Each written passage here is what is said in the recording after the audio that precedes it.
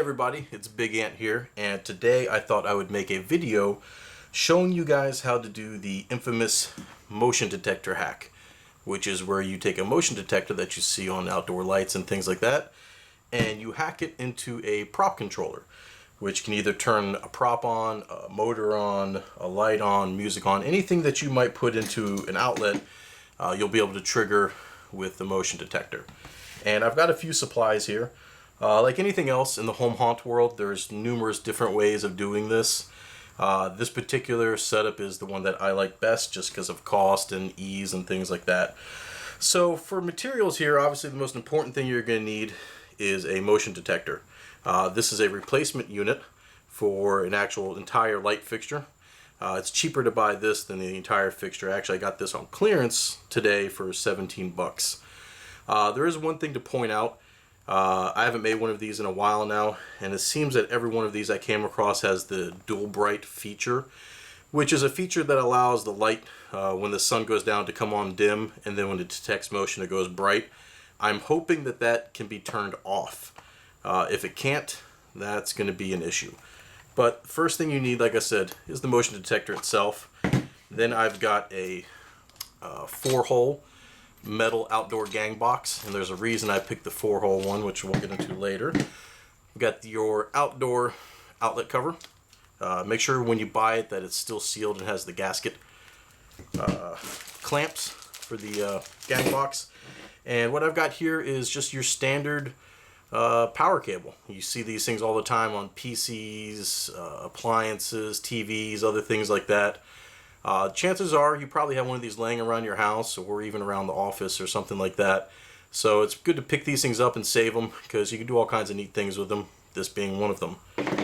And as far as materials go, I think that's pretty much all you're going to need. Obviously your tools and things like that. This is another thing that I like to use. This may be hard to find now, I'm not sure. I tried to get this from Home Depot earlier today. I wasn't able to, but I had some left over.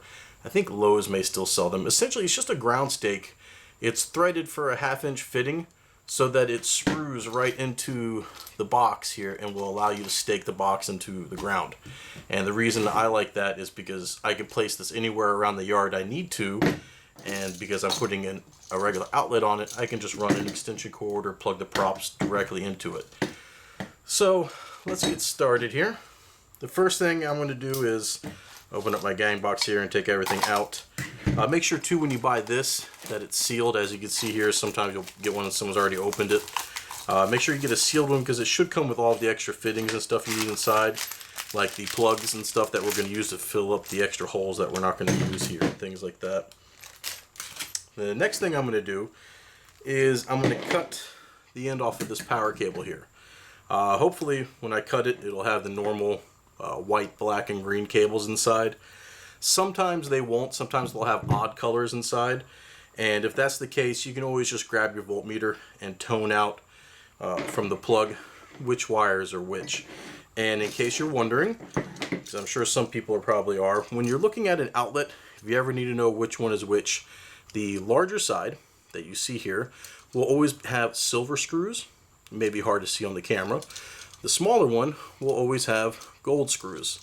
Your white or your common will go here on the larger side to your silver screws, and the black wire will go here to the gold, which is actually your hot lead here on the smaller side. So if for any reason, let's cut this open, let's see what we got inside. And if I need to, I have a voltmeter nearby, and I can tell from looking inside already that luckily this one does have the normal color code inside. I'm going to very carefully here take a razor blade and try to trim some of this back. Be careful when you do this that you don't cut into the protective layer of the wires on the inside as well. You definitely don't want to do that. And I'm sorry if I'm sweating all over my work table here. It's South Florida. I'm in the garage and it's probably 110% humidity in here. So I'm going to carefully try to work that back.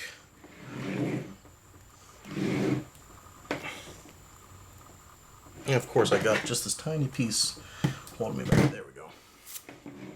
Alright. So we're going to strip that back and try to cut enough back so that you have something to work with when you put everything together inside the box here. And I'm going to just cut this protective stuff off here. Now before I put that inside the box, let's open up our motion detector and look at this dual bright setting they got going on here. Instructions, we don't need those.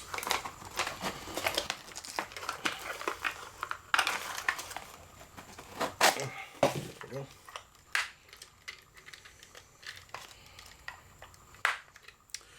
Alright, so we're looking at the detector here, and luckily there is a setting to turn the dual bright off. And when you're using these things, just so you know too, ooh, look, this one has a boost for the range. That's super fancy. That's just stupid, actually. We'll turn that down a little bit. But another neat thing I always look for is to make sure that it has the test setting. When it comes to time, I like to use the test setting, and essentially that will make it turn on for just a few seconds at a time whenever it detects motion. And the nice thing about that is it'll work whether it's daylight or nighttime. The test setting will ignore the photocell and will just constantly turn on for testing purposes and things like that. Or, of course, if you want to, you can always set it for 1 minute, 5 minutes, or in this case, 20 minutes, which would just be really obnoxious. So, and when you're looking at the motion detector here, more often than not, you're always going to see what you got here. You got your white, you've got a black, and you've got a red. And the reason I like the outdoor gang box here is because I can mount this directly to it. So we're going to do just that. And why do we have all of these? Oh, it comes with tags for idiots, which I'm going to very carefully try to cut off if I can without cutting myself or cutting the wire. Let's see if I can get these tags off of here. It came with instructions, which makes these tags kind of unnecessary, really.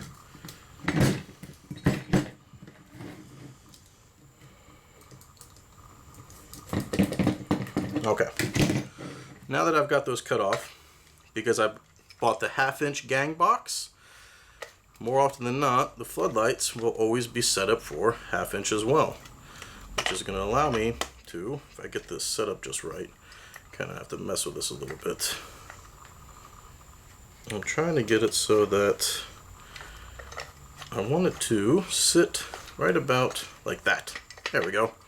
See, so I've got it here, and I'm just going to tighten the ring up on it so that it doesn't move.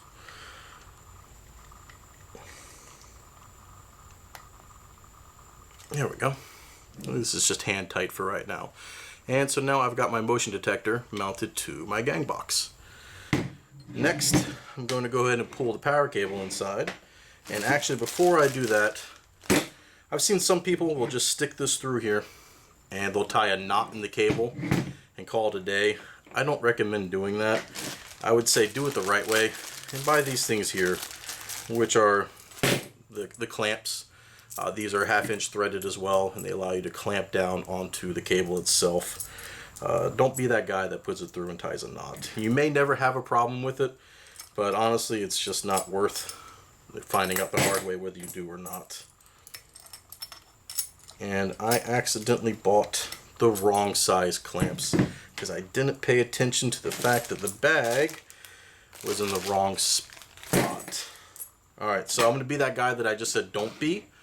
Don't be this guy. Don't do what I'm doing here. Get the correct size clamps. So in the meantime, I'll have to go back and fix this later. I apologize, guys, for lying to you and making myself look like a dummy here. But in the meantime, I'm going to tie this in a knot, which I hate doing. But I'm not going to tie it too tight because I don't want to put too much undue stress on this cable here. Alright, so now that I've got my power cable here, this is where the spike comes in handy. I can take the spike and put it in the other hole. And when all is said and done, I can mount this thing right in the ground, and I'm going to have an outlet here on the back so I can put this thing anywhere I need to. Get my wire strippers here real quick. We're going to strip these wires here. These are already stripped. That's already stripped. Okay. Alright. So, what we're going to do here, As you can see, we've got the wire coming from the power cable, as well as the white wire coming from the power cable, as well as the white wire coming from the motion detector. Those need to go together. So we're going to put them together like so. And then I am going to attach them here onto my outlets. Sadly, these are not hard wires, so I can't push them through the outlet here. But what I am going to do is I am going to strip these a little bit more so I can wrap them around that screw a bit better.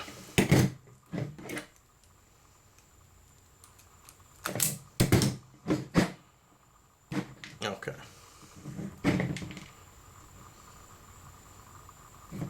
So we're going to put the two white wires together here, okay? And then we're going to attach those, like I said, to the silver screws on your outlet here, which should coincide with the larger slot on the outlet there.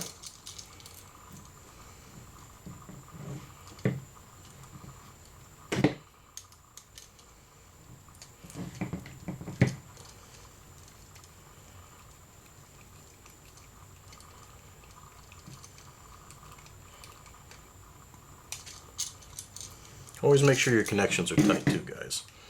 Nobody likes a loose connection. I'm going to get a bigger Phillips head here. Now, your black wires. You're going to take and don't forget to ground. Safety first, guys. Always apply your grounds as well. So, the black wire coming from the power, that's going to go to the black wire from the motion detector. You're going to put those two together. This doesn't go to the outlet, not yet. And let's see here. I usually use crimp connectors, but sadly I'm all out of my crimp connectors. So we're going to use the regular connector here. Now that you have that done, you still have the red wire from the motion detector. The red wire is going to go to the other side of the outlet now. That's where it's going to go. Essentially what the motion detector is doing is you got to apply power to it with the white and the black, and then essentially it's just opening and closing the connection on the black. So I'm going to strip that back a little bit more again so that I can get it to wrap around that screw there really well.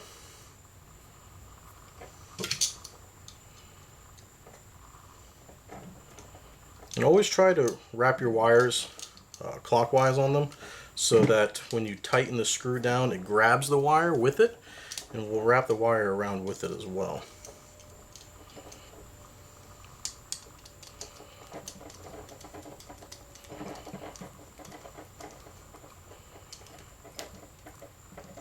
Okay, so now we have our whites connected together on one side. Our black wire coming from the power cable goes to the black wire from the motion detector, and the red wire from the motion detector is going to go to the other side of the outlet. Let me apply my ground here real quick. I'll go back later and apply the ground to both the outlet and the gang box. You'll notice the gang box has a spot for the ground as well. You should put those in both places. And I'm doing exactly what I said not to do. Put the wire the other way. Silly me. There we go.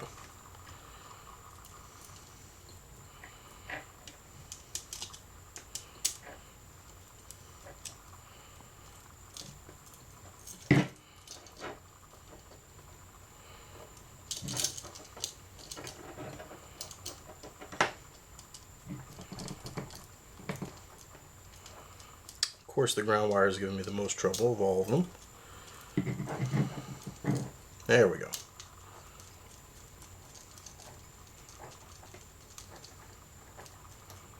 Okay, so now we have our wires connected. Let's put everything inside the box here. You should have plenty of room because we're using the larger gang box here.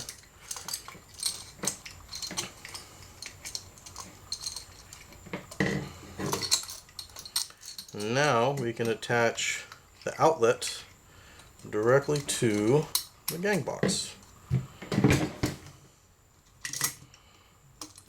Easier said than done, right?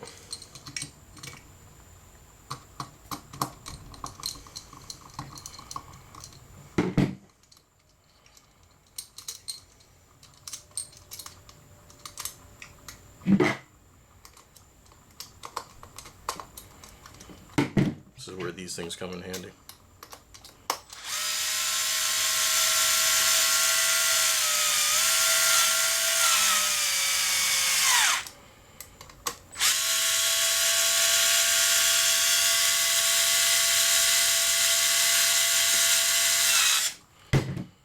Alright, so we've got all of our connections inside. All of our connections are nice and tightly connected still. I'm double checking that.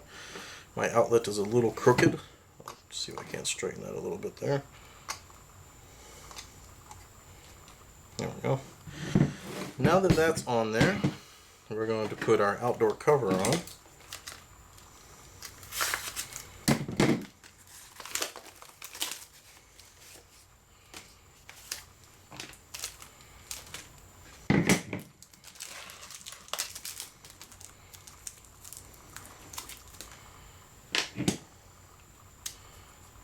And these can be kind of tricky to put on because you have to open it up, get it on there, and the screw goes right there in the middle. So bear with me one moment as I try to get this on here.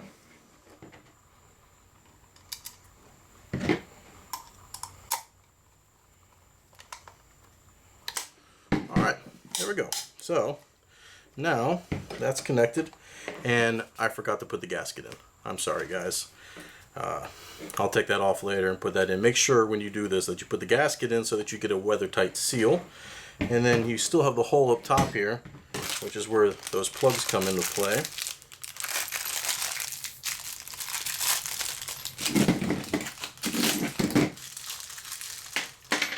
And I would suggest putting some silicone on these, or maybe some hot glue, whatever you happen to have at the time, so that these do make a true weather tight connection. So putting the plug in up top, and then also try to seal off down here too where the power cable goes through.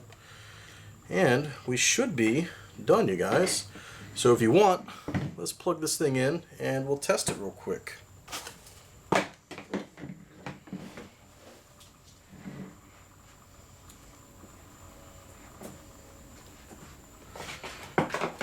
Alright, I've got my trusty old shiatsu massager here. Let's see what we can do with that. And because I was moving it, it's working. So let's give it a second. Let me point this in a direction where it's not going to see any motion real quick here. Hold on.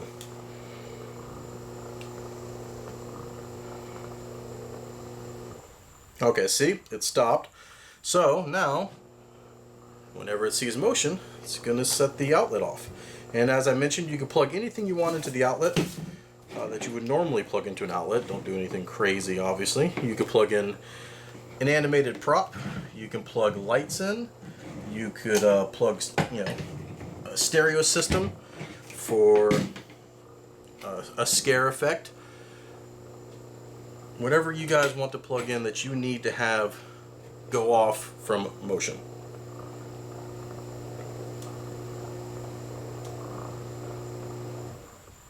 And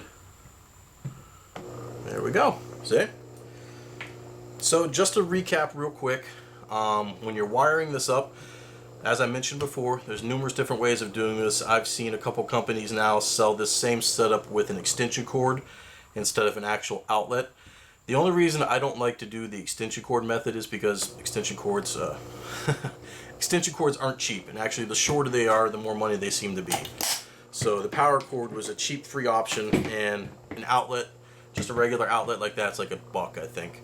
So this was a cheaper alternative for me. So just to recap how this gets wired, when you get the motion detector, you've got a white, red, and black. When you've got your power cable, you should have a white, black, and of course your green ground. Make sure you always put the green grounded anywhere you can. The white wire from the power cable needs to go to both the outlet and the motion detector. The black wire from your power cable is going to go to the black wire from your motion detector. The red goes back to the outlet. So essentially the motion detector acts as a switch and completes the loop back to the outlet. And that's the way that works, guys. And so like I said, you can stick this in the ground, put it anywhere you need to put it, and you can actually spray paint this whole thing black. Just make sure you don't spray paint the actual motion detector section there. Put some painter's tape on that bad boy or whatever. and you should be good to go. So hopefully that taught you guys how to do this, and hopefully you're not too afraid to try it out. As I mentioned, safety first. Always make sure your connections are tight. Always ground everything, and just be safe, guys. Don't do anything silly or stupid. And I'm going to move this out of my way. Whatever. But anyway, as you can see, that's how that works, guys. Thanks for watching.